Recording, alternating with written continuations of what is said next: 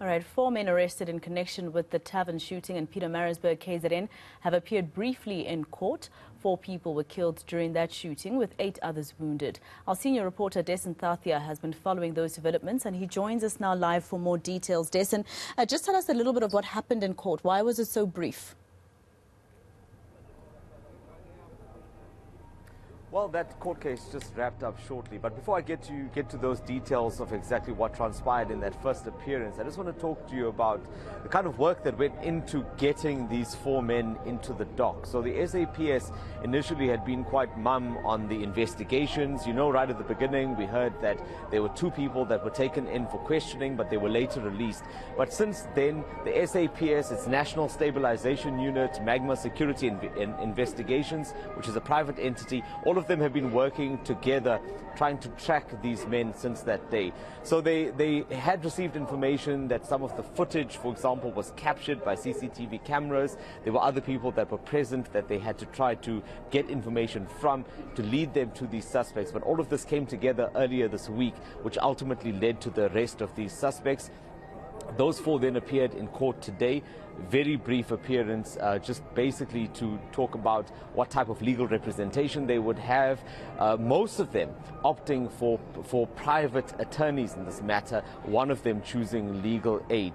But I think what is interesting is that one of those men, accused number 4 in this case, is abandoning his bail application, which is meant to happen next week. So 3 of them will be proceeding, the one choosing to proceed. He just wants to get straight to trial, he told the magistrate today, and wanting to get this process over with as soon as he can. All right. And Dasen, were there any family members, for instance, of the victims who were there in court today? Did you catch a glimpse of any of them?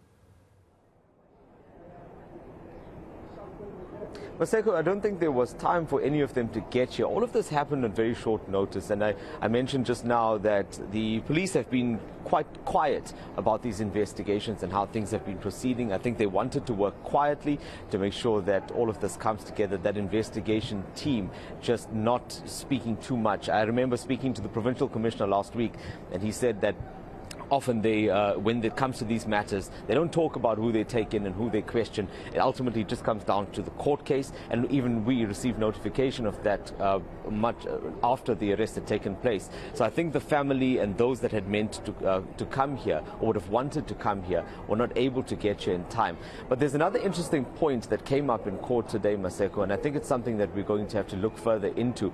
And the prosecutor mentioning that he had received reports, which at this point are unverified, that some of those 8 people, you recall that there were 8 people that were wounded, 4 people that had passed away. Some of those 8 people may have passed away. At least 3 of them are suspected to have passed away.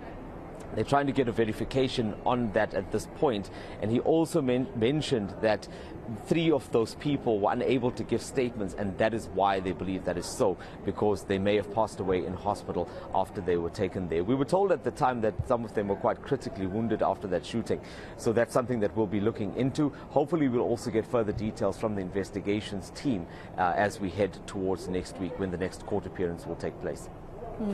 And Dasen, just very quickly, I know I might be putting you on the spot here, but do we know anything about the motive behind what they allegedly did?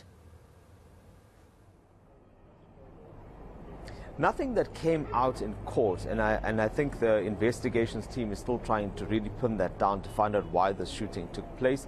We hopefully will get more information on that. But I can tell you a bit about the suspects, or the people that have appeared here.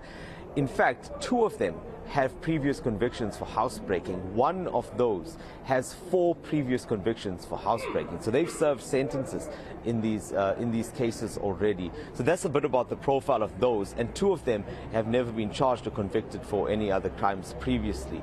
This is what came out in court today. So as for the motive, that's still up in the air at this point. We will try to bring you those details as soon as we get them, or if they come out of court during the next appearance. So they will be back in court, Maseko, on the 28th of July.